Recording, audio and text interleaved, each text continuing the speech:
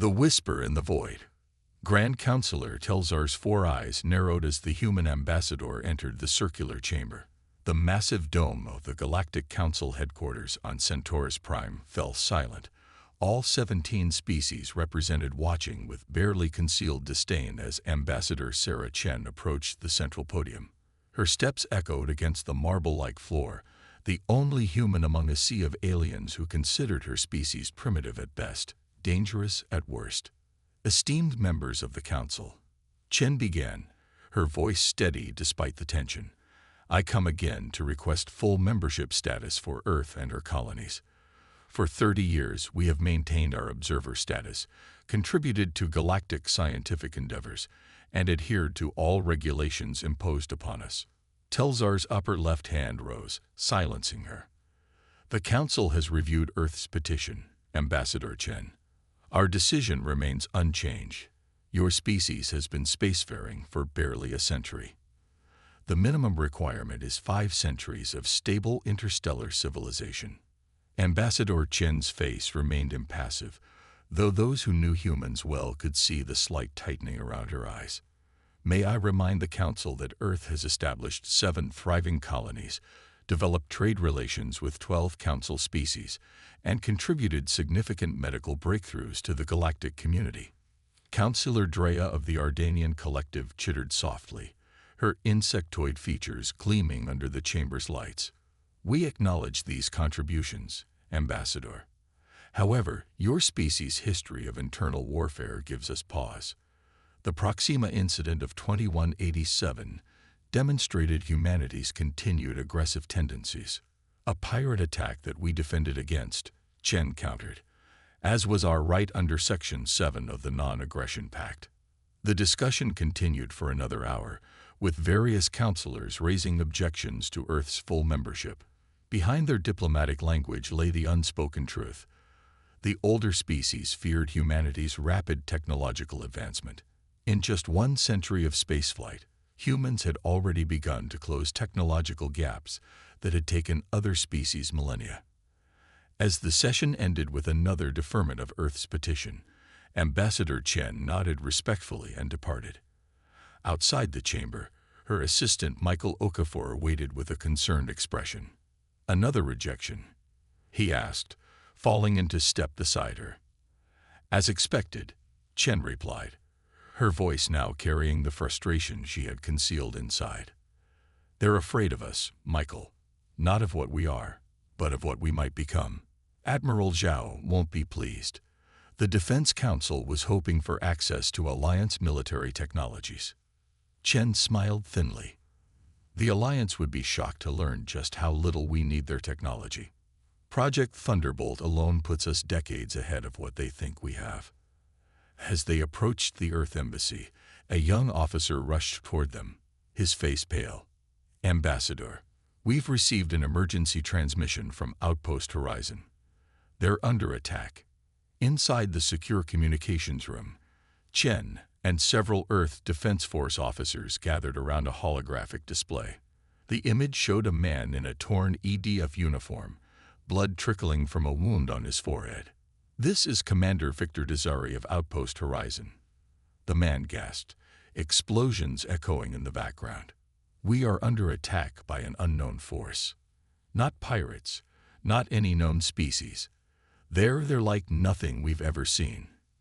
Translucent entities that phase through solid matter. Our weapons are barely effective. We've lost 60% of personnel already, requesting immediate assistance from any EDF vessels in range. I repeat, this is Commander Desari of Outpost. The transmission cut off abruptly, replaced by static. Horizon is our research outpost in the Ta-CD system. Admiral Maria Santos said, her weathered face grim. 200 personnel, minimal defenses. It's supposed to be a scientific facility. How fast can we get help there? Chen asked. The nearest official EDF vessel is the Jakarta, 3 days away at Standard Drive. Santos replied, emphasizing the word official.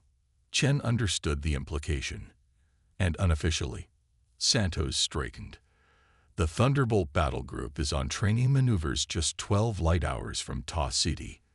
With the new drive system, they could be there in under 40 minutes. The Alliance doesn't know about that drive, Michael reminded them. Using it would reveal our technological advantage.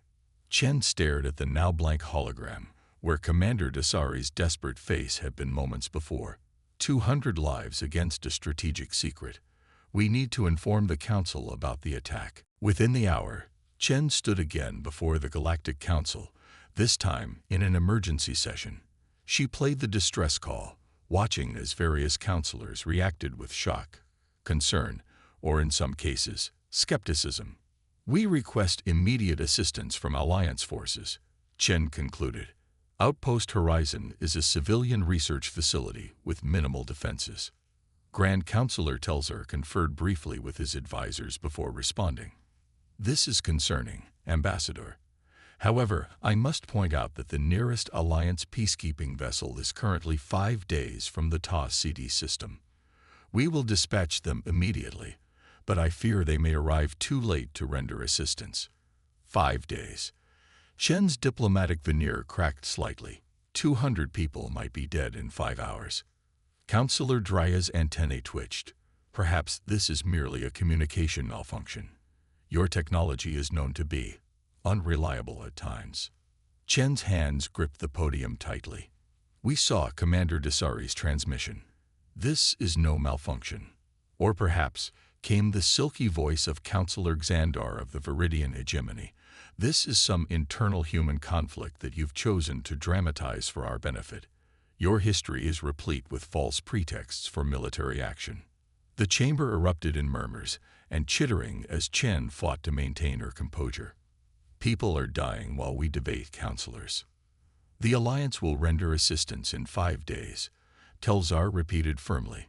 Until then, we recommend you avoid taking any independent action that might violate the terms of your observer status.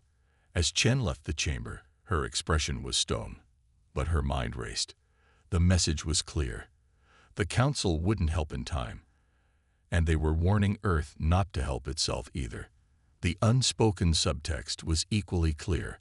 They wanted to see how humans would handle a crisis without assistance, and perhaps even to assess the true extent of Earth's military capabilities. Back at the Earth Embassy, Chen made her decision. Contact Admiral Zhao. Authorize deployment of the Thunderbolt battle group to Outpost Horizon. Full combat protocols. The Council specifically warned against independent action, Michael cautioned. This could jeopardize our standing with the Alliance. Chen's eyes flashed.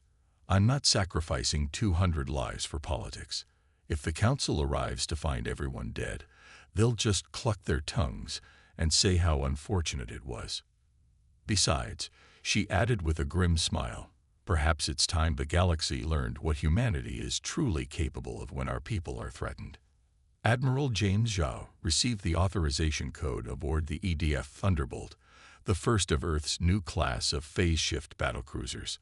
The ship, officially listed in Alliance records as a light patrol vessel, was in reality a technological marvel that incorporated both human innovation and reverse-engineered alien technology from a crashed scout ship found on Mars decades earlier. Battle stations, Zhao commanded, his voice calm but authoritative. Alert all vessels in the battle group. Deploy phase-shift drives on my mark. Around the massive Thunderbolt, 7 other vessels moved into formation. 3 destroyers, 2 cruisers, and 2 specialized response vessels equipped with advanced medical and evacuation facilities. Phase shift drives online, Admiral, reported Commander Leila Chakrabarty from the engineering station. All vessels report ready. Zhao nodded once. Engage. In the vastness of space, 8 vessels of Earth's secret war fleet shimmered and vanished, leaving behind only the briefest energy signature as they tore through the fabric of space-time at velocities the Galactic Alliance believed impossible for human technology. In the darkness of Ta City, something waited, feeding on the terror of the humans it had already consumed. It would soon learn that humanity was not merely prey, but a force that even the cosmos had learned to respect. Thunder of humanity. The void around Ta City rippled as 8 warships emerged from phase shift, their hulls gleaming under the distant star's light. On the bridge of the EDF Thunderbolt, Admiral Zhao surveyed the tactical display with growing concern. Outpost Horizon, once a proud testament to human scientific achievement, now appeared as a collection of damaged structures surrounded by strange energy fluctuations. Life signs, Zhao demanded. Lieutenant Commander Sofia Martinez shook her head. Scattered and weak, sir. I'm detecting approximately 40 human signatures, all showing signs of extreme stress. The outpost was staffed with 200 personnel. And the attackers? Martinez frowned at her console. That's difficult to determine, sir. They don't register as conventional life forms. More like energy disturbances with some kind of semi-corporeal manifestation. Dr. Elijah Mbeki, the fleet's chief xenobiologist, studied the readings with growing fascination and horror. They appear to exist partially in our dimension, and partially in another. That would explain how they can phase through physical barriers. Zhao's expression hardened. Can we kill them? Conventional weapons might be ineffective, Mbeki admitted, but the phase shift technology that powers our drives operates on similar dimensional principles. If we recalibrate our energy weapons to match their dimensional frequency. Do it, Zhao ordered. Commander Chakrabarti, coordinate with Dr. Mbeki. I want those weapons recalibrated in 15 minutes. Captain Chen, prepare assault teams with modified weapons. We're going in to rescue survivors. As the battlecruiser moved into orbit around the outpost, the bridge crew could now see the attackers through the high-resolution visual feeds. Translucent, shifting forms that resembled elongated jellyfish with crackling energy at their core, they moved through walls as if they were mist, leaving trails of frost and decay. They're feeding, Mbeki whispered in horror, consuming biological energy directly from living organisms. Weapons recalibration at 60%. Admiral, Chakrabarti reported. We'll need another 7 minutes. Zhao's eyes never left the screen. The survivors may not have 7 minutes. Launch assault teams now. Have them establish a defensive perimeter around the strongest cluster of life signs. 3 dropships detached from the Thunderbolt's ventral bay, streaking toward the damaged outpost. Each carried 20 Marines equipped with the best weaponry Earth could produce, most of it unknown to the Galactic Alliance. Captain Sophia Chen led the first team into the outpost's main research building, her modified pulse rifle held ready. The interior was a nightmare of frost-covered surfaces and dismembered bodies. Some victims appeared desiccated, as if all moisture had been extracted from them. Others were partially phased into walls or floors, the result of being caught there when the entities passed through solid matter occupied by human bodies. Command, this is Ground Team Alpha, Chen reported, her voice steady despite the horror surrounding her. Situation worse than expected. Temperature near freezing. Extensive casualties. A wispy form materialized through a nearby wall, its translucent tendrils reaching for the nearest Marine. Private Diaz fired his unmodified rifle, the energy pulses passing harmlessly through the creature. Conventional weapons ineffective, Chen shouted, switching her rifle to an experimental setting. The weapon hummed as it charged, then released a burst of bluish energy that struck the entity. The creature convulsed, its form becoming momentarily more solid before it emitted a high-pitched wail and retreated through the ceiling. Command, we got partial effectiveness with the phase shift modulation. Not killing them, but hurting them enough to drive them back. In a secured laboratory deep within the outpost, Chen's team found 15 survivors huddled behind a makeshift barrier of equipment. One of them, her lab coat stained with blood, stepped forward. Dr. Lakshmi Patel, she identified herself, voiced hoarse. Head of Dimensional Physics, you can't be here already. Our distress call was sent less than 6 hours ago. Phase shift drive, Chen explained briefly. We need to evacuate immediately.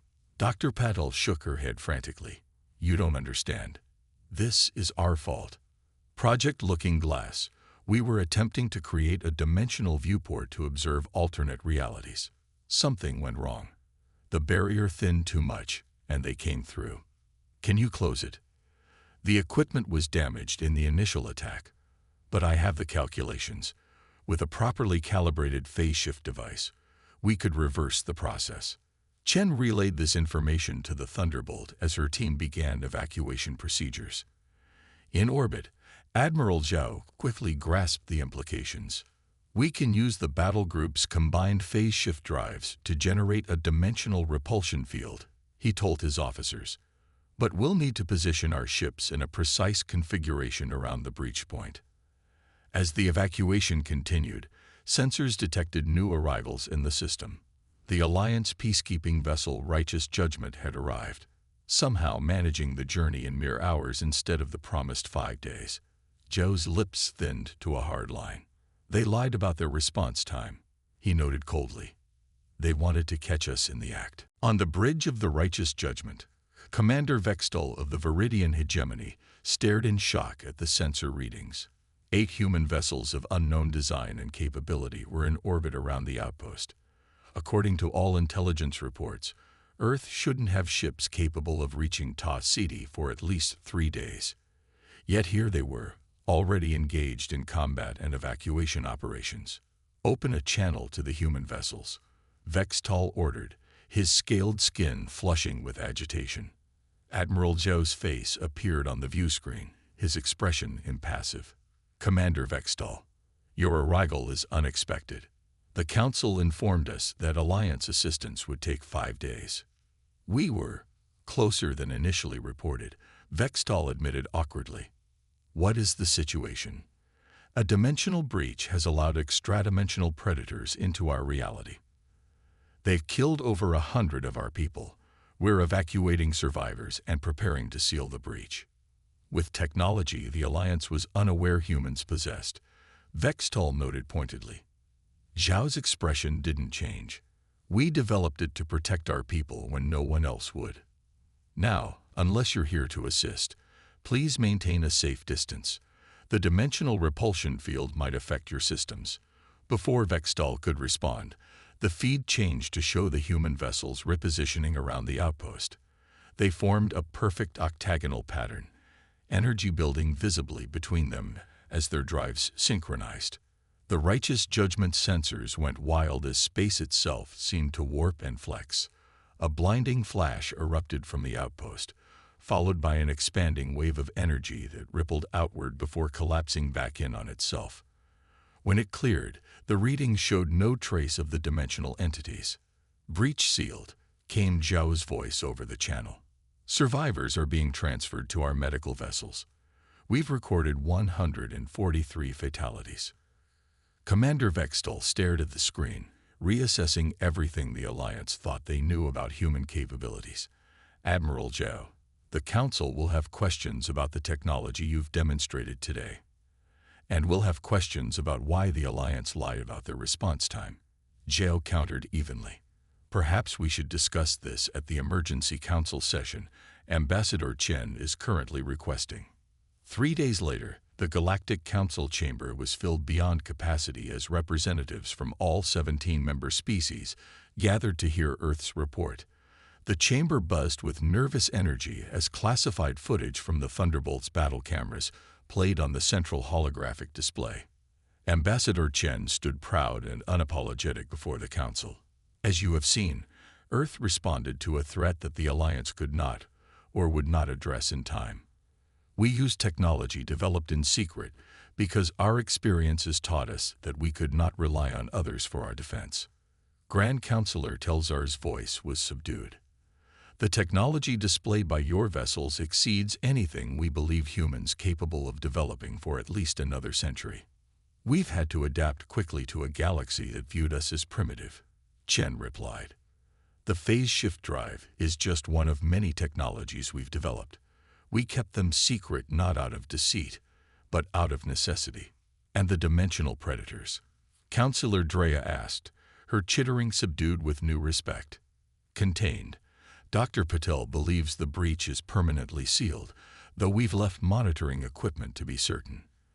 The council chambers filled with murmurs and whispered conversations as the implications became clear. Humanity was not the primitive species they had believed. In just 1 century, they had not only caught up to technologies that had taken other races millennia to develop but had surpassed some of them. In light of these events, Telzar announced after conferring with the other counselors, the Council has voted to reconsider Earth's petition for full membership status. Your actions, while unorthodox, demonstrated both advanced technological capability and a commitment to preserving life. Ambassador Chen nodded, allowing herself a small smile. Earth accepts this reconsideration, Counselor. But understand that membership or not, we will always prioritize the protection of our people. When we call for help, we expect to be taken seriously. As the session ended, Counselor Xandar approached Chen privately. Your display of force has made many nervous, Ambassador. It wasn't a display, Counselor. It was a rescue mission. Nevertheless, the galaxy now sees humanity in a new light. Some will fear you. Chen's gaze was unwavering. Fear isn't what we want. Respect is. When humanity reaches out to the stars, we come with open hands. But when threatened, she let the sentence hang unfinished. Chen's gaze was unwavering. Fear isn't what we want. Respect is. When humanity reaches out to the stars, we come with open hands. But when threatened, she let the sentence hang unfinished. Xandar nodded slowly. The whisper in the void has revealed the thunder of humanity. We will not underestimate your kind again. As Ambassador Chen left the chamber, reports were already spreading throughout the galaxy. Humanity, long dismissed as a minor species barely worth notice, had revealed itself as a technological power with capabilities that rivaled ancient civilizations. The distress signal sent from a single outpost had brought forth not just rescue, but a revelation that would forever change how the galaxy viewed the inhabitants of Earth. In the vast darkness of space, humanity's light now burned brighter, a beacon of determination that even the cosmos had learned to respect.